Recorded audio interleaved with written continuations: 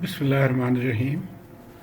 In this video, we'll talk about operation of NPN transistor in active mode, and this is based on chapter 6.1.2 from Mr. Sedra Smith's book.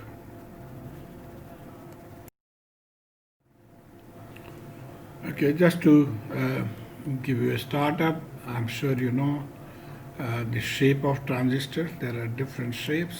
Some are the power transistors and medium signal transistors, small signal transistors, etc. Now the construction of an NPN transistor is like this, that we have N region on both sides, and in between there is a P region, and so this becomes NPN. One end is connected to the emitter terminal and other is connected to the collector terminal, and the mid region is connected to the base terminal. Now between base and emitter is the emitter base junction, and between base and collector is the collector base junction. And diagrammatically we show it like this. So N, P and N. This is called VBE, between base and emitter, and this is called VBC or VCB, and this portion is VCE. The currents are IB, I base, I collector and I emitter.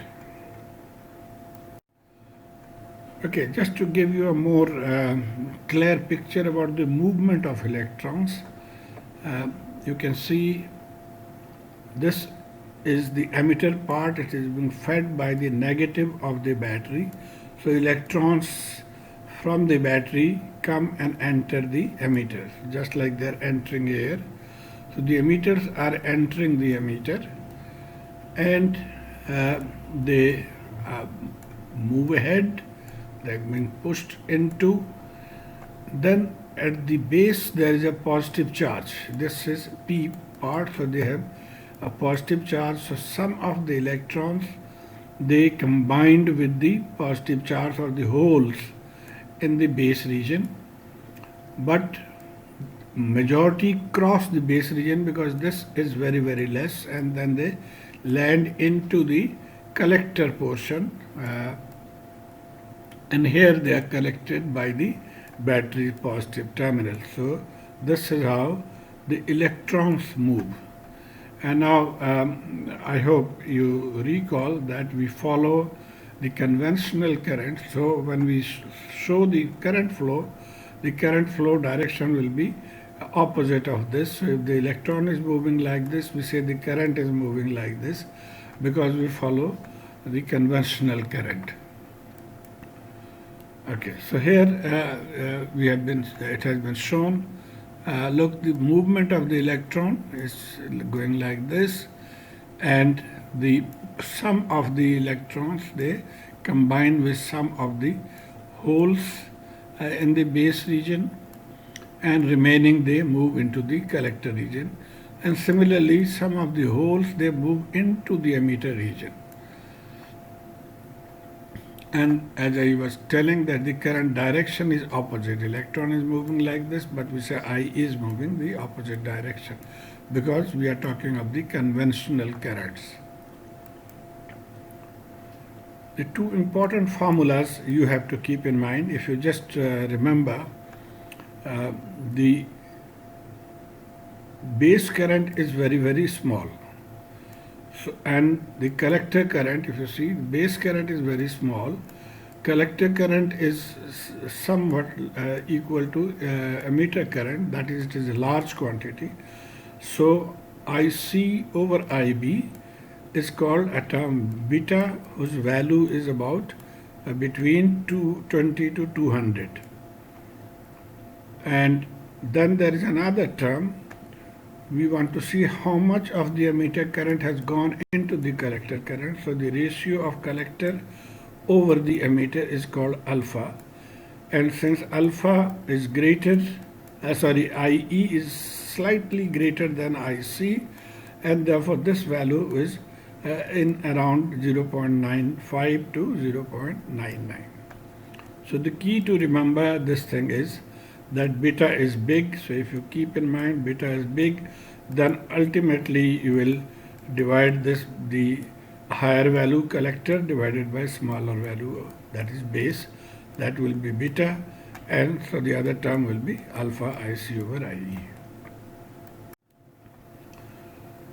Now when we talk of the graph or the characteristics graph, there are two regions, that is the saturation region. This is called the cutoff region, and in between is called the active region.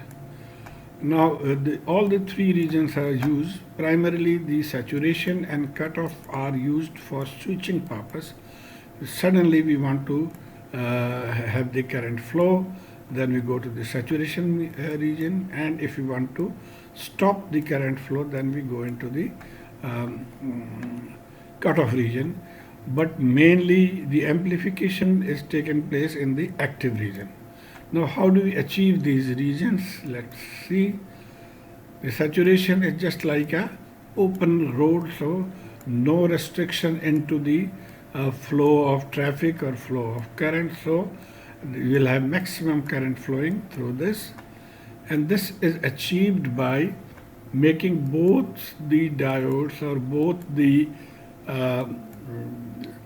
junctions forward biased.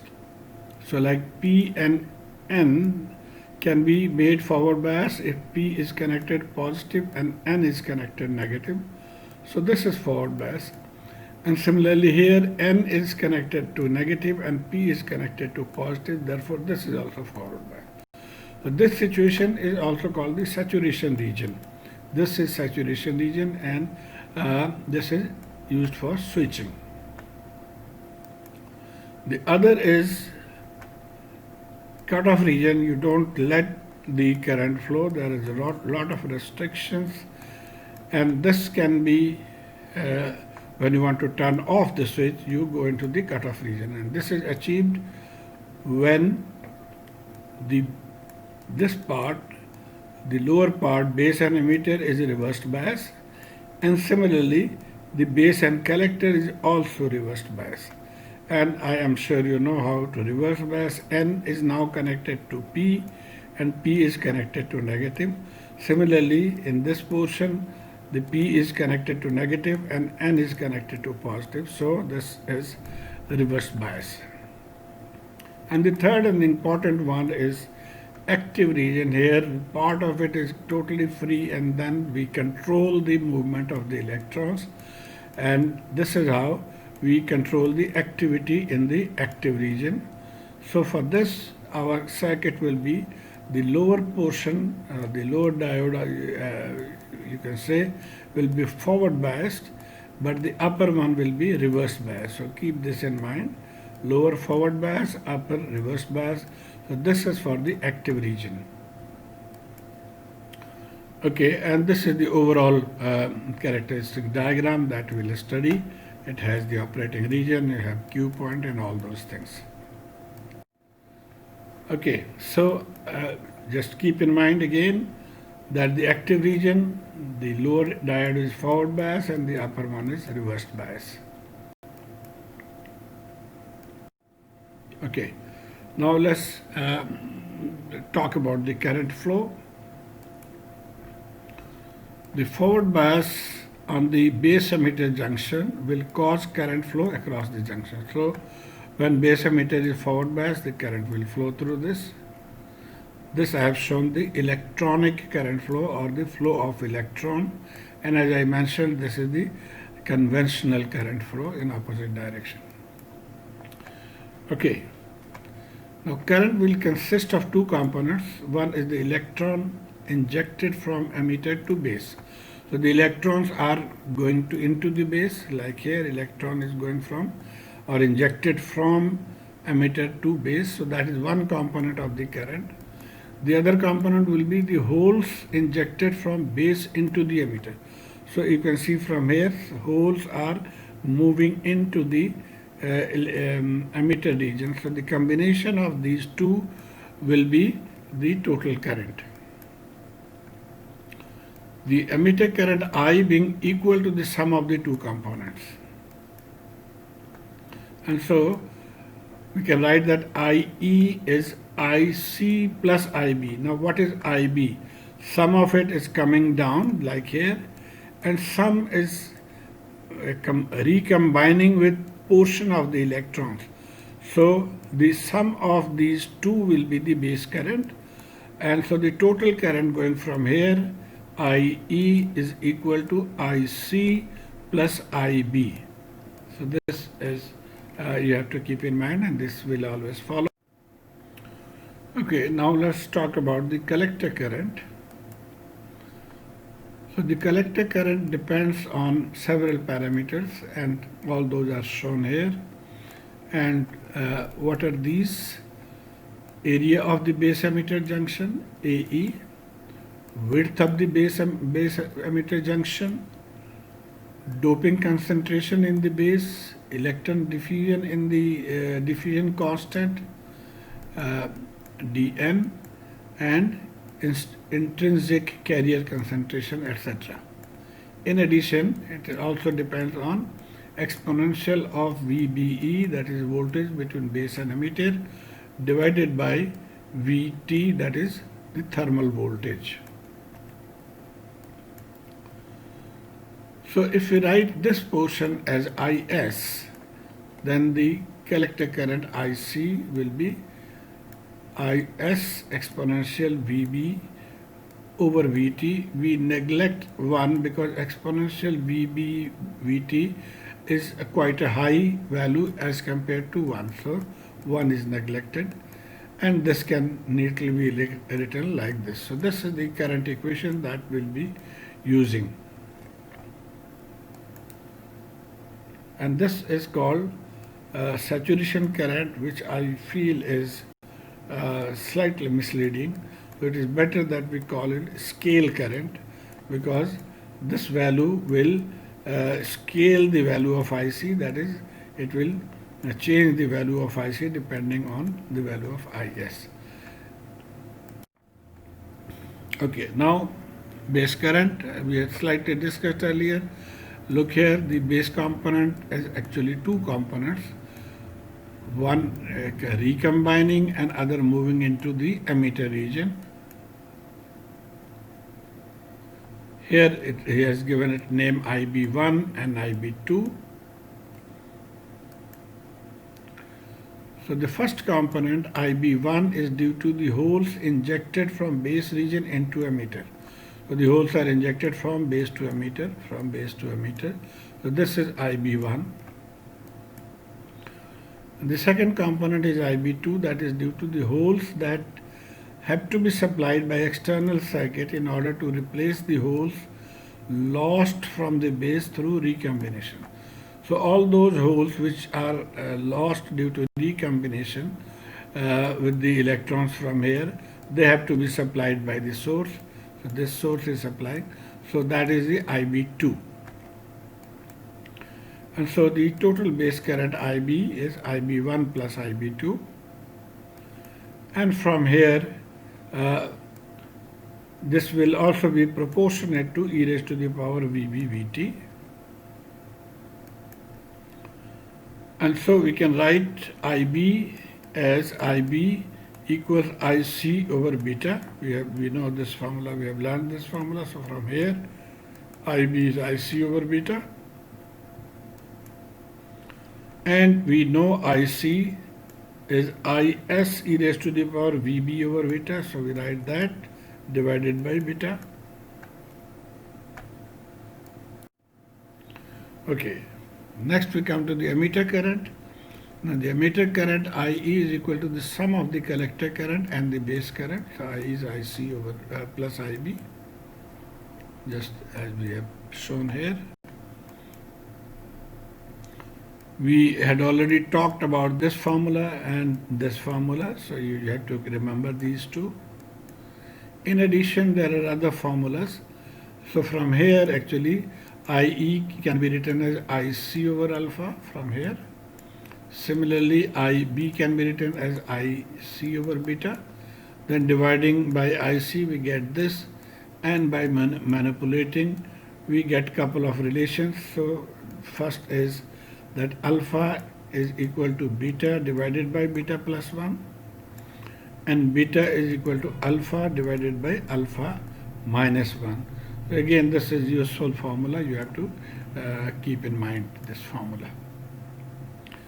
Since IB is much smaller than IC, sometimes IE is written to be approximately equal to IC. From here, if this is very, very small, then we can say that IE is approximately equal to IC.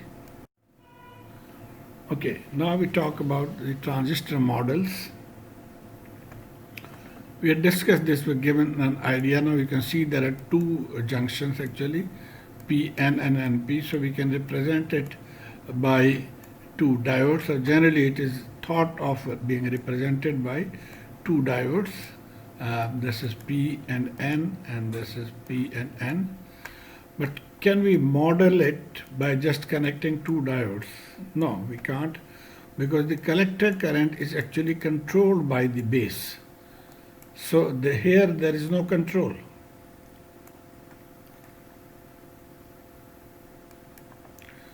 So we have to incorporate some kind of a control, especially at the upper diode. The current into the collector as well as the current out of the emitter is controlled by the current into the base. That is why we often refer the BJT as a current controlled current source. So we have to apply here a current controlled current source. So the equivalent model could be something like this. So we have this diode here, but this one is represented by a current source, voltage control current source, VCCS. So you can see this is being controlled by VBE primarily. So this is a current source, but it is controlled by VBE, and this is equal to IC. Another option could be that instead of writing this, we can write it as alpha IE. So this is a current and it is controlling a current source. So we call it current controlled current source. So these are the two possible models. Now let's see what is a model. Why do we need a model? Okay, if you see from this picture, a simplest first order model is useful for manual analysis. So we want to actually find the mathematical model so we can approximate the behavior of the transistor. And the first order model is the simplest. Like you can see here, you can put the clothing and take the measurement and do the adjustment. It has limited accuracy but helps us to understand the operation of the circuit and its dominant parameters. So this is very useful for manual analysis, first order model. But if you want to have more accurate result, then you have to use second order or higher order models, and generally in that case you need to apply take help of computer for simulation. Exactly similar way, there are models, mathematical models. Evermost model of transistor is more detailed. Then the forward active mode is less detailed, and then neglecting the small terms, IC is IS e raised to the power VEV over VT. This is the simplest or the first order model. So we'll be using this, and we have 4 circuits here which can be employed to achieve the first order transistor models. These two we already discussed. So, and these are the other 2 options. We have a VBE diode here, current source, and emitter is now free to be connected to ground, and same is here. This current source has been replaced by beta IB. Okay, note that the model 6.5 apply for any positive value of VBE. That is, unlike models we will be discussing later on, here there is no limitation on the size of VBE. So VBE can be of any size, or and therefore this model is referred to large signal model. Here we don't restrict ourselves to small changes in input, rather we look for large changes in the input. And now we come to an example to clarify the doubt. Example 6.1, it's solved in the book. We'll try to understand. An NPN transistor has IS and beta. The emitter is connected to ground. The base is fed from a constant current supply of 10 microampere base current. The collector is connected to 5 volt DC via a resistor. Assuming that the transistor is operating in active mode, find VBE and VCE. Then use these values to verify whether they are actually working in the active mode or not. Then replace the current source, that is on the base, with a base voltage of 5 volt DC and find out the resistance that we have used, their value. So let's see, step by step we'll go.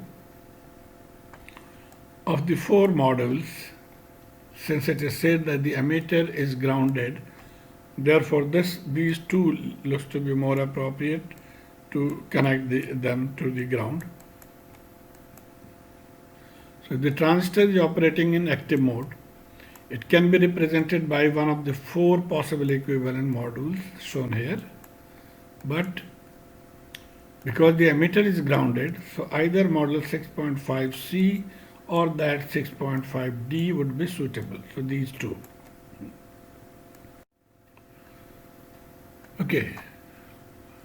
So we have the choice between these two. The base is fed with a constant current source supplying a DC of 10 microamperes. So the base current is given, and so we know that the base current IB, therefore model 6.5D is most suitable, because here we are using beta IB for the current source. So this is preferred instead of this one. Okay, now we come to the question. The emitter is grounded and the base is fed by 10 microampere, and we have a 5 volt DC connected with RC 3 kilo. So as we have decided that we'll use D part, so we redraw it. We have now connected the current source at the base 10 microampere. We have added this 3 kilo resistance in the collector circuit connected with 5 volt this side and also 5 volt here.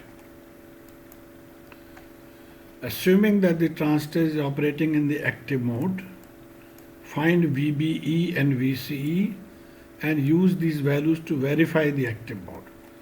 So this model is for active mode, so we are using this model, and we'll use these formulas. We know IB is IC over beta from here, and then we have also seen that IB can be written as IS beta e raised to the power VBE VT. So we have to find VBE, so we can use this formula. So let's do that. So IB, this formula we are using from here, we can get IB over ISB. We bring it on the other side for this thing. Then we take the natural log on both sides, so log natural of this, and this becomes VBE over VT, changing the side, and from here VBE is VT, log natural IB over IS over B. Now all these parameters are given, so let's plug in the values. Given IS has this value in the question, and also beta is given 100. Okay, you have to always keep in mind that VT is 25 millivolt. In some book it is of course given as 26 millivolt, but in this book we'll follow 25 millivolt. So 25 for VT, plugging in the value of IB 10 micro, and then this value here IS over beta, IS 10 raised to the power 15 divided by beta, so it will become 10 raised to the power minus 17, and solving this we find 690 millivolt or equal to 0.69 volt. Remember this hidden millivolt, we have carried it here. Okay, so VBE we found. Now we have to find VCE. So VCE, if you look at this diagram from here, this is VCE. So if you follow this loop, we can say that VCE is equal to VCC minus RCRC, or you can say that VCC is equal to ICRC plus VBE. From here we get this equation. And now we have to find out the value of IC.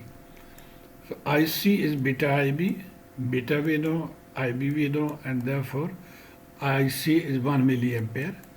VCC we know, VCE we have calculated. Now let's see, VCE, from here we calculate this formula VCC 5 given minus 3 ICRC. So VCE we get 2 volt. Okay, and now we want to verify whether this is operating in the active mode or not. Remember, for active mode, this has to be forward bias and the upper portion or upper diode has to be reverse bias. Now, since VC is plus 2 volt higher than VBE, now look, VCE is 2 volt, collector emitter is 2 volt, whereas base emitter is 0.69 or 0.7, then obviously this is higher, and higher means positive at the top, negative at the bottom, and therefore this will be reversed bias, and this is of course forward bias because 0.69 here and ground in this. Therefore we can verify that the transistor is operating in the active mode. And finally we come to the second part of the question. Replace the current source with a resistance connected from the base to a 5 volt DC. What resistance value is needed to get the result of same operating conditions? So this is the circuit we have to draw here, replacing the current source by a resistance and connected with 5 volt DC. We have to find the value of this resistance. So from here we can see that VCC, that is the supply volt, is equal to IBRB, this voltage drop here, and VBE. And from here we can write that RB is VCC minus VBE over IB. VCC is 5, VBE we know 0.69, IB is given 10 microampere, so RB is 431 kilo ohms. So I hope this gives you an idea as to how you can solve this type of problem. The exercise problems I will be solving in the next video, inshallah. Thank you.